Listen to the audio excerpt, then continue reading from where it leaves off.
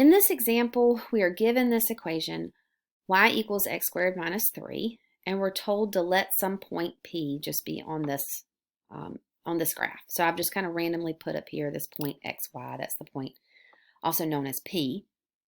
Another way I could write that point is as x squared minus 3. And the reason I'm doing that is I'm going to use this little fact here in a minute because y equals x squared minus 3. Now I'm also told to express the distance between this point P to the origin here at 0, 0 as a function of x. So that was why I needed to rewrite y in terms of x. So I'm using its equation to do so. And then I'm just going to write what is the distance between these 2 points. So I need for that the distance formula. And placing those values into the formula, I will get the following. And then simplifying that just a little bit, I get this equation.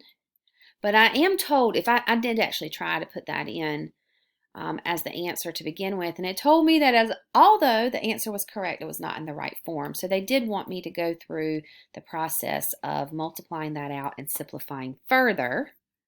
So multiplying that binomial out, I get the following, and then I can combine these two like terms, and in the end I get this, this equation that represents the distance between the origin and some point P on that function. After that, I'm pretty much just substituting in values. I'm evaluating d of 0 by just placing 0 into that function. I can evaluate d of 1 by placing 1 into this function for x. It did ask you to round.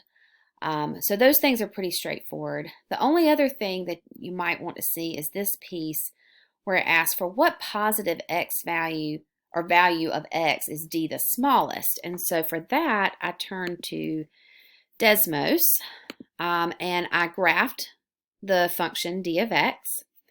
And when I do so, you already know that it does at least tell you these critical values. So it's really nice. It tells me quickly this is the positive value of x that gives the smallest distance.